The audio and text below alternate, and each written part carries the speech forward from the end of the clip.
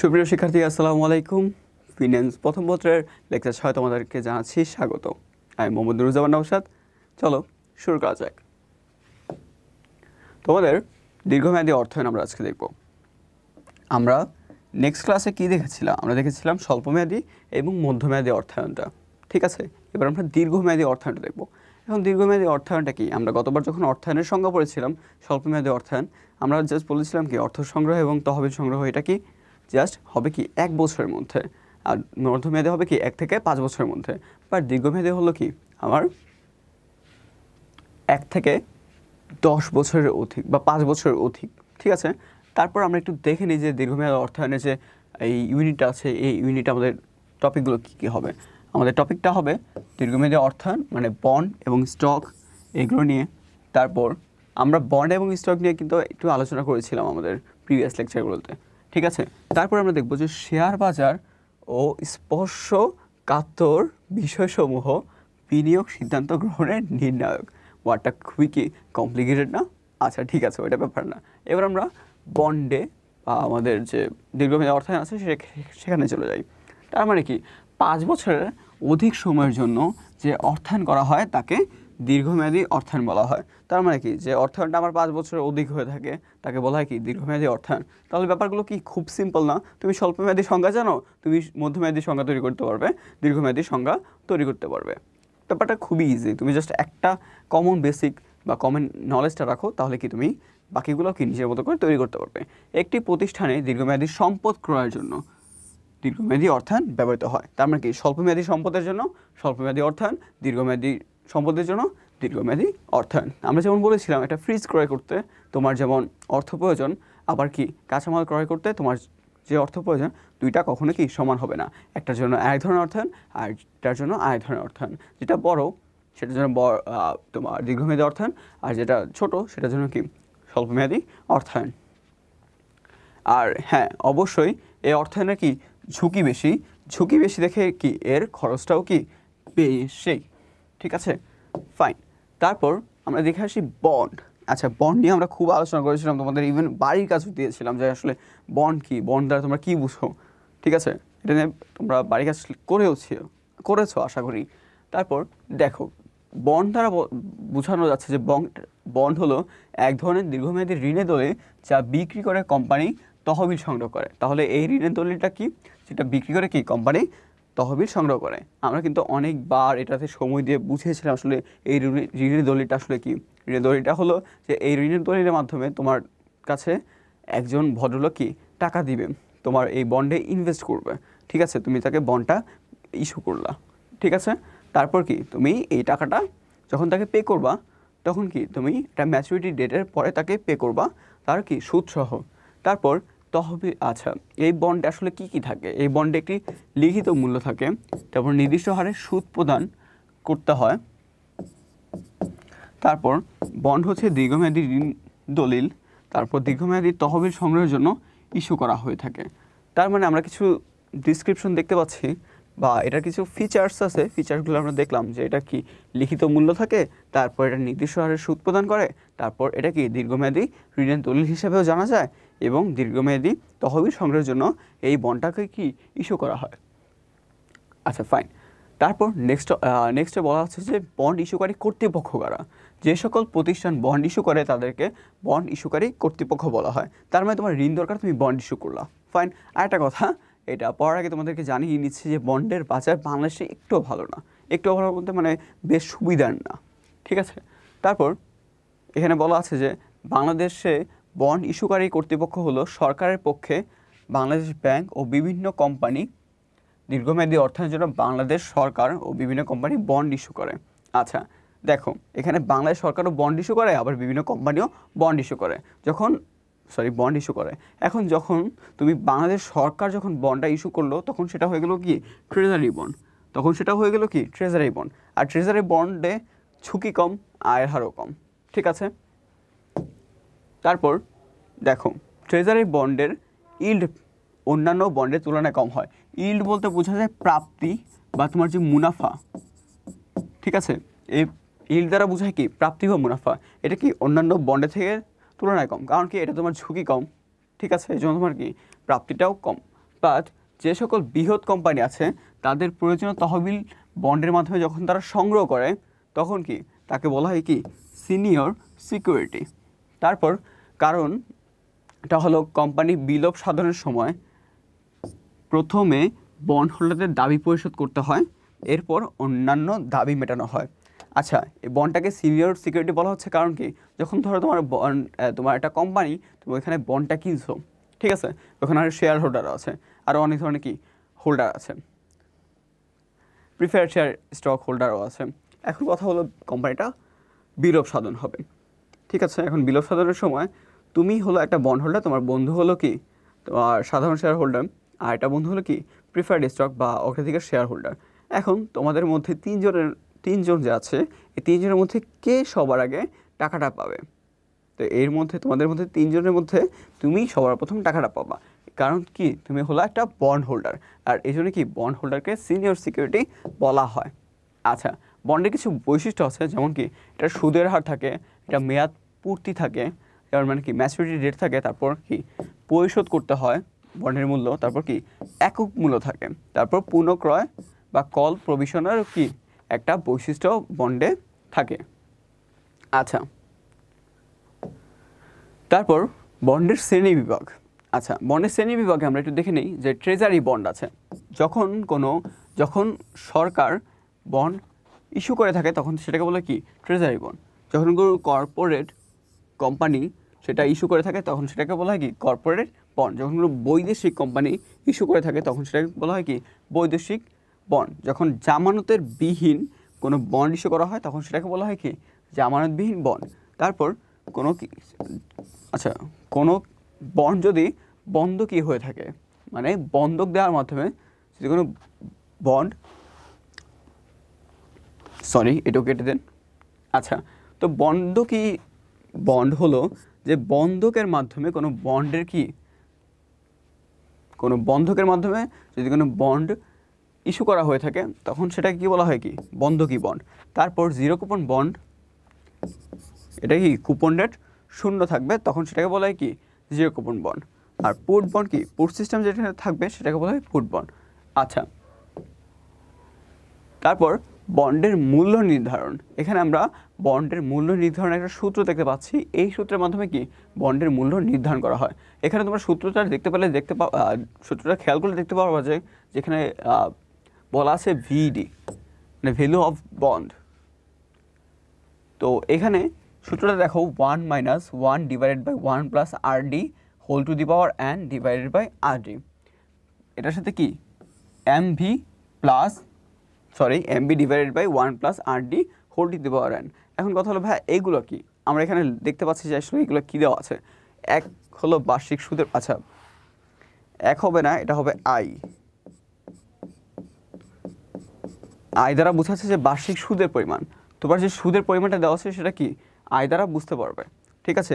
RD দ্বারা বোঝায় বন্ডের প্রয়োজনীয় আয়ের হার, মানে যে আয়ের হারটা দেওয়া আছে সেটা আয়ের হার তোমার দেওয়াই থাকবে। তারপর বন্ডের মেয়াদ দ্বারা N বোঝায়, MB দ্বারা বোঝায় বন্ডের পরিপক্ক মূল্য অথবা কি তোমার ম্যাচুরিটি ভ্যালু, মানে ম্যাচুরিটির শেষে মানে মেয়াদ শেষে তোমার এটার কি ভ্যালুটা কত হবে। আর VD দ্বারা বোঝায় বন্ডের বর্তমান মূল্য। তার মানে কি বন্ডের বর্তমান মূল্য আমরা এখন বের করার সূত্রটা দেখতে পাচ্ছি। এখানে আমরা দেখতে পাচ্ছি যে কি 1 দ্বারা কি বোঝায় আর I দ্বারা কি বোঝায়। ফাইন। আচ্ছা, তো এইখানে তোমরা যদি খেয়াল করো দেখতে পাবে যে একটি কোম্পানি 10 বছর মেয়াদি বন্ড ইস্যু করেছে যার লিখিত মূল্য 1,000 টাকা, কুপন হার 10%, বন্ডের প্রয়োজনীয় আয়ের হার 10%, তাহলে বন্ডের মূল্য কত। এখন কথা হলো গিয়ে তোমরা যদি সূত্র নিয়ে একটু কনফিউজ হয়ে যাও যে ভাইয়া 1 বললেন কখন আর I বললেন কখন, ঠিক আছে। তোমরা যখন ম্যাথটা করবে তখন তোমাদের কাছে কি ব্যাপারটা আরও ক্লিয়ার হয়ে যাবে। এখন আমরা কি দেখতে পাচ্ছি যে বন্ডের লিখিত মূল্য কত 1,000 টাকা, কুপন রেট 12%, ফাইন, বন্ডের প্রয়োজনীয় আয়ের হার 15%, গুড। তারপর বার্ষিক সুদের পরিমাণ কত I, আমরা ম্যাচুরিটি ভ্যালু আমাদের লিখিত মূল্যের উপর কি আমরা সুদের হারটাতে গুণ করলে কি পাবো, কুপন রেটটা গুণ করলে কি পাবো, আমরা সুদের পরিমাণ পাবো। মেয়াদ হলো N 10 বছর, অতএব বন্ডের বর্তমান মূল্য আমরা কি আগে তথ্যগুলো বের করলাম, এবার আমরা কি তথ্যগুলো সূত্রে ফেলাবো। সূত্রে আমরা ফেলালে দেখতে পাই যে 1 - 1 ডিভাইডেড বাই 1 প্লাস 0.15 হলো কি আমার সুদের হার, ঠিক আছে। আচ্ছা, তারপর এখানে কি আমি 10 বছর দিয়ে ভাগ করলাম, 10 বছর দিয়ে আমি মাল্টিপ্লাই পাওয়ারে দিলাম, তারপর ভাগ করলাম কি আমার সুদের হারটা দিয়ে। তো এখানে আমার কি ম্যাচুরিটি ভ্যালু দেওয়া ছিল 1000 টাকা, তারপর সূত্রে যেমন আছে তেমন বসালাম। এবার আমার যে অ্যামাউন্টটা আসবে সেটা হলো কি, এই অ্যামাউন্ট দিয়ে আমি কি চিরস্থায়ী বন্ডের মূল্য আমি এখন বের করব। এখন চিরস্থায়ী বন্ডের মূল্য আমি বের করতে গিয়ে যেভাবে বের করলাম সেটা হলো কি, আমার যে সুদের হারটা, সুদের পরিমাণ ছিল ওইটা দিয়ে কি আমি আমার যে পার্সেন্টেজ ওটা দিয়ে ভাগ করলাম। তাহলে আমার চিরস্থায়ী বন্ডের মূল্য কত বের হলো, 800 টাকা। তো এই যে তোমাদের এটাকে আমরা অলরেডি ক্যালকুলেট করে দিয়েছি, তো সূত্রের মান বসে কি তোমরা এটা পেয়ে যাবে। ফাইন, তোমাদেরকে আমরা এই উদাহরণটা দেখলাম, এই উদাহরণটার সবগুলো কি আমরা আলোচনা করেছি, ঠিক আছে। এবার তোমাদের কাজ হলো কি ওই সূত্রের সাহায্যে এই মানটা বের করা। ফাইন, তারপর আমরা নেক্সট প্রশ্নে চলে যাই। তো দেখো নেক্সট প্রশ্নে আমাদের কি বলা আছে, এখানে বলা আছে যে একটি কোম্পানি, আচ্ছা আমরা এখন জিরো কুপন বন্ডের মূল্যায়নটা বের করব। এখানে বলা আছে যে একটি কোম্পানির প্রতিটি 20,000 টাকা মূল্যের 7 বছর মেয়াদি জিরো কুপন বন্ড ইস্যু করলো, ঠিক আছে। তারপর প্রয়োজনীয় আয়ের হার দেওয়া আছে কত, 10%। জিরো কুপন বন্ডের মূল্য কত হবে। আচ্ছা, জিরো কুপন বন্ডের মূল্যটা বের করার যে সূত্র সেটা তোমরা স্ক্রিনে দেখতে পাচ্ছ, যেমন MV divided by 1 plus RD whole to the power N। তাহলে তোমার এখানে কি আমার মূল্য দেওয়া আছে 20,000 টাকা, সরি 2,000 টাকা, মূল্য দেওয়া আছে তোমার 2,000 টাকা, সেটাকে কি আমি আমার আয়ের হার কত দেওয়া আছে 0.10, এটার সাথে আমি 1 যোগ করে আমার মেয়াদ কত দেওয়া আছে, মেয়াদ দেওয়া আছে 7 বছর। 7 দিয়ে আমি যদি পাওয়ারে দিই তাহলে আমার অ্যান্সার আসবে কত, 1026.32 টাকা। তো কোনো বিনিয়োগকারী বর্তমানে এত টাকা জিরো কুপন বন্ডে যদি ইনভেস্ট করে তাহলে কি 7 বছর পরে সে 2,000 টাকা ফেরত পাবে, ঠিক আছে। তো এইভাবে কি আমরা আমাদের অ্যান্সারটা বের করতে পারবো। ওকে, আচ্ছা, তো এখন তোমাদের উদ্দেশ্যে আমি আরেকটা সূত্র দিতে চাচ্ছি, সেটা হলো কি, তোমরা যদি মনে করো কখনো চিরস্থায়ী বন্ড বলতে বোঝায় যেটা কোনো ধরনের মেয়াদ নাই, তো সেটার বন্ডের মূল্য কীভাবে বের করবা, ঠিক আছে। সেটা বন্ডের মূল্য বের করার সূত্র হলো কি জানো, তোমার যে বার্ষিক যে সুদটা আছে, সুদের আয়টা আছে, সেটাকে কি তুমি আয়ের হার দিয়ে কি ভাগ করবে, ঠিক আছে। আয়ের হার দিয়ে ভাগ করলে কি তুমি তোমার অ্যান্সারটা পেয়ে যাবে। ফাইন, এটা হলো কি যখন তুমি চিরস্থায়ী বন্ডের মূল্য বের করবে। ফাইন, আচ্ছা, ওকে, তাহলে আমরা কি বুঝতে পারলাম যে জিরো কুপন বন্ডের সূত্র কীভাবে ব্যবহার করতে হয়। তারপর বন্ড হতে প্রাপ্তি, এখন মেয়াদ পূর্তিতে বন্ডের আয়ের হার কীভাবে আমরা বের করব, যে আসলে মেয়াদ পূর্তিতে আমার বন্ডের আয়ের হার কত হয়েছে, সেই অ্যামাউন্টটা আমরা কীভাবে বের করব। আচ্ছা, এখানে মেয়াদ পূর্তিতে বন্ডের সম্ভাব্য আয়ের হারের সূত্র হলো I plus MV minus SV divided by N plus MV plus SV, ঠিক আছে। এখানে দেখো এটা MV হবে, MV, আচ্ছা ফাইন। তো এখানে আই দ্বারা বোঝাচ্ছে বার্ষিক সুদের পরিমাণ, মানে বার্ষিক তুমি কত সুদ পাবা। তারপর MV দ্বারা বোঝাচ্ছে বন্ডের লিখিত মূল্য, SV দ্বারা বোঝাচ্ছে কি বন্ডের বিক্রয় মূল্য, N দ্বারা বোঝাচ্ছে কি মেয়াদকাল। চলো একটি ম্যাথ দেখে নেওয়া যাক। ম্যাথটা হলো 1 নং উদাহরণে DVH কোম্পানির ক্ষেত্রে পদ্ধতি অনুসারে মেয়াদ পূর্তিতে বন্ডের আয় হার কত।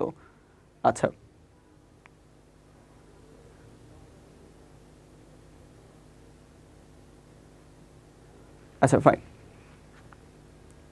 এখানে প্রশ্নটা আমি এখানে তোমাদেরকে ছোট করে দিয়ে দিচ্ছি। এখানে তোমার ধরা হচ্ছে যে একটি MV হলো, তো দেখো এখন আমরা যদি এই প্রশ্ন করি তাহলে তোমাদের কাছে কনসেপ্ট আরও ক্লিয়ার হয়ে যাবে। দেখো আমরা ধরলাম এখানে একটা উদাহরণ আছে, উদাহরণে বলা আছে যে একটি বন্ডের যে লিখিত মূল্য দেওয়া আছে সেটা কত, 1,000 টাকা। তারপর এটা বিক্রয় মূল্য দেওয়া আছে কত, 800 টাকা এবং এর সময়কাল দেওয়া আছে 10 বছর, ঠিক আছে। আর তোমার যে বার্ষিক সুদের পরিমাণ সেটা দেওয়া আছে কত, 120 টাকা। এখন কথা হলো, তোমাকে যদি এই তথ্যগুলো দেওয়া থাকে তাহলে কি তুমি YTM বের করতে পারবে?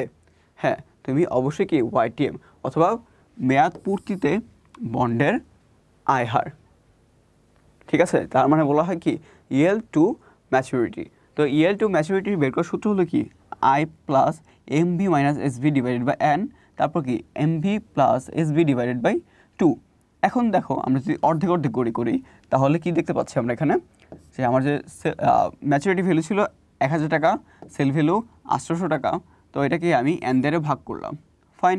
তারপর ওইটাকে আমরা ডিভাইড করবো কি দিয়ে, আমার যে দুইটা আছে ওইটার যোগফল থেকে 2 দিয়ে ভাগ দিয়ে। তাহলে আমরা অ্যান্সার পাচ্ছি কত, অ্যান্সার পাচ্ছি 120 যোগ 20 ডিভাইডেড বাই 900 সমান সমান কত, 0.155।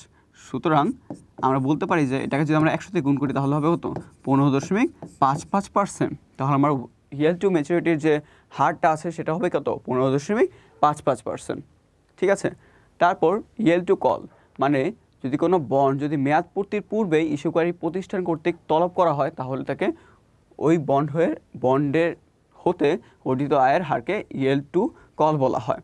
আচ্ছা, এটা বলা হয় কি যে তোমার ম্যাচুরিটির আগে কি তুমি বন্ডটা কল করে ফেলছে, বন্ডটাকে নিয়ে নিতে যাচ্ছে। তো এটা সূত্রটা প্রায় সেম ওই রকম, জাস্ট তোমার একটা চেঞ্জ আসবে, সেটা হলো কি যে তোমার এখানে ম্যাচুরিটি ভ্যালুর জায়গায় আসবে কি আমার কল প্রাইসটা আসবে। তো কল প্রাইসটা হলো কত, তলব মূল্য, মানে এটার বাংলা বলা হয় তলব মূল্য। এছাড়া বাকিগুলো কি সেমই থাকবে, ঠিক আছে। তারপর আমরা চলো একটা ম্যাথ করে আসি। এখানে বলা আছে যে সম্প্রতি একটি ব্যাংক লিমিটেড 10 বছর মেয়াদি বন্ড ইস্যু করেছে যার লিখিত মূল্য ছিল 1000 টাকা, কুপন রেট বার্ষিক 20%। বন্ডটি 4 বছর পর এত টাকা মূল্যে তলব করা হয়। তাহলে কল প্রাইস কত, 160 টাকা। তবে বন্ডের বাজার মূল্য দেওয়া আছে কত, 1100 টাকা, ঠিক আছে, ফাইন। তো এখন আমরা এখানে দেখতে পাচ্ছি যে আমার বন্ডের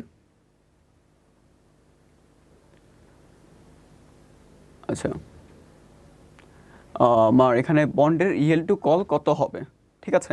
আচ্ছা, আর একটা কথা, তোমার সেল ভ্যালু বাজার মূল্য হতে পারে অথবা বিক্রয় মূল্য হতে পারে। তো কখনোই কিন্তু তোমরা লিখিত মূল্যের সাথে বাজার মূল্যর কি কোনো ধরনের প্যাচ লাগাবো না, ঠিক আছে। আচ্ছা, YTC এর সূত্রটা কি হলো, YTC এর সূত্রটা হলো আমার আই প্লাস কল প্রাইস থেকে কি বাদ দিব, আমি আমার সেল ভ্যালুটা বাদ দিব, ঠিক আছে। তারপর আমার কত বছর বলছে, 4 বছর। এখন কথা হলো, দেখো আমরা সবগুলো বের করতে পারলাম, কিন্তু আমাদের একটা কাজ করতে হবে, সেটা কি বার্ষিক সুদের পরিমাণ বের করতে হবে। এখন বার্ষিক সুদের পরিমাণটা আমরা কীভাবে বের করব, এখানে আমার বার্ষিক সুদের পরিমাণটা বের করতে হবে কি সবসময় লিখিত মূল্যের উপর। লিখিত মূল্য কত, 1000 টাকা, আর আমার কুপন রেট কত, 10%। তাহলে এখন যদি আমি লিখিত মূল্যের উপর কুপন রেট দিয়ে 10% গুণ করি তাহলে কি পাচ্ছি আমি, তাহলে সেখানে আমি আমার বার্ষিক সুদের পরিমাণ পাচ্ছি। তাহলে আমার 1000কে যদি আমি 10% দিয়ে গুণ করি তাহলে কি পাচ্ছি, 100 টাকা, মানে আমার বার্ষিক যে সুদের পরিমাণ সেটা আমি পেয়ে যাচ্ছি, ফাইন। তারপর আমার কল প্রাইস কত ছিল, কল প্রাইস কত, এই যে 160 টাকা। তারপর সেল ভ্যালু ছিল কত, 1100 টাকা, আর মেয়াদ ছিল 4 বছর। সেম, জাস্ট আমরা কি সূত্রে বসিয়ে দিলাম, সূত্রে বসার মাধ্যমেই আমরা যোগ বিয়োগ করার মাধ্যমে পেলাম কি 8.33%। তাহলে এখানে ইয়েল টু কল মানে YTC এটার পার্সেন্টেজ হবে 8.33%। আশা করি তোমরা ম্যাথটা বুঝতে পেরেছো। আচ্ছা, এখানে দুইটা নৈবিত্তিক দেওয়া আছে, তোমাদের কাজ হলো কি এই নৈবিত্তিকের উত্তর অ্যান্সার করা, ফাইন। দেখো, তারপর বাংলাদেশের শেয়ার বাজার নিয়ে কিছু বলা আছে। আমরা বন্ডের যে ভ্যালুটা বের করতে হয় সেটা আমরা দেখলাম, ঠিক আছে। এবার আমরা একটু দেখে নিব যে বাংলাদেশের শেয়ার বাজার এটার যে বর্তমান অবস্থা। আর একটা কথা, আমরা শেয়ারের অনেকগুলো কিন্তু কী করতে হয়, মূল্য নির্ণয় করতে হয়, সেটা কিন্তু আমরা নেক্সট লেকচারে দেখব। এই লেকচারটা ছিল কি শুধুমাত্র বন্ডের যে বর্তমান মূল্য বের করার যে সূত্রগুলো, তারপর কুপন রেট থাকলে আমরা কিভাবে আমাদের বার্ষিক সুদের হার বের করবো সেটা আমরা দেখলাম। তারপর আমরা কি দেখলাম, আমরা দেখলাম হলো বন্ডের যদি চিরস্থায়ী বন্ড, যেটার কোনো ম্যাথ থাকে না, সেই বন্ডের ক্ষেত্রে কি আমরা কীভাবে কীভাবে সেটার মূল্য বের করতে হয় সেটাও আমরা কি দেখে নিলাম। ঠিক আছে, তো এইভাবেই যদি তুমি ক্লাসে একটু মনোযোগ দিয়ে করো তাহলে কি তুমি তোমার সবগুলো কি বন্ড রিলেটেড সবগুলো কি ইজিলি পেরে যাবে আশা করা যায়। তো এখন তোমাদের আমরা যেটা দেখব সেটা হলো কি বাংলাদেশের শেয়ার বাজার। তো বাংলাদেশের শেয়ার বাজার এখানে তোমার অনেকভাবে লেখা হয়েছে। তো আমরা একটু শর্টকাটে দেখি যে আসলে মেইন কাহিনীটা কি। মেইন কাহিনীটা বলা হচ্ছে যে সাধারণ বিনিয়োগকারীর প্রত্যাশা থাকে যে শেয়ার বাজার যেন সুষ্ঠুভাবে পরিচালিত হয়। ঠিক আছে, কারণ বিনিয়োগকারীরা চায় কি সুষ্ঠুভাবে পরিচালিত হলে কি সে ভালোভাবে মুনাফা কামাতে পারবে। তারপর রাজনৈতিক অস্থিরতা যেন না থাকে, চাঁদাবাজের যেন দৈরাত্য না থাকে, জুয়ারির কারণে যেন কোনো ধরনের হুমকি তারা না ফেস করে। তারপর দেখো এখানে বলা আছে যে আমাদের দেশে BSEC অর্থাৎ Bangladesh securities and exchange commission share বাজার নিয়ন্ত্রণ সংস্থা হিসেবে কাজ করে। এই সংস্থার সংশ্লিষ্ট ব্যক্তিবর্গ অনেকেই অদক্ষ এবং সাধারণ বিনিয়োগকারীদের স্বার্থ রক্ষার বিষয়ে চরম উদাসীন। আসলে এটা একটা অনেকের পার্সপেক্টিভ যে যারা মূলত লস ফেস করে থাকে তারা এই কথাটা বলে থাকে যে সাধারণ বিনিয়োগকারীদের স্বার্থ রক্ষার ব্যাপারে তারা চরম উদাসীন। বাট হ্যাঁ, অনেক সময় অনেকভাবেই বিভিন্ন ধরনের পেপার পত্রিকায় এসেছে যে আসলে তারা উদাসীন, তাদের জন্যই নাকি অনেকেই অনেক সমস্যার বা অনেক লসের সম্মুখীন হয়। ঠিক আছে, আচ্ছা, তো এই ছিল আমাদের বাংলাদেশ শেয়ার বাজারের খুঁটিনাটি বিষয়গুলো। তো বরাবরের মতন এখানেও তোমাদের জন্য একটি প্রশ্ন আছে, তোমাদের কাজ হলো কি এই প্রশ্নের উত্তর দেওয়া। তো পরিশেষে তোমাদেরকে বলতে চাইছি এই যে আমরা বন্ডের যে বর্তমান মূল্য বের করা শিখলাম, YTC YTM বের করা শিখলাম, তো শেয়ার বাজার নিয়ে যে আমরা 2-3-4 লাইন দেখলাম, এগুলো কিন্তু তোমাদের বন্ডের জন্য এনাফ। তোমাদের যেটা করতে হবে যে আমরা যে ম্যাথগুলো করলাম ওই ম্যাথগুলো কি প্র্যাকটিস করা।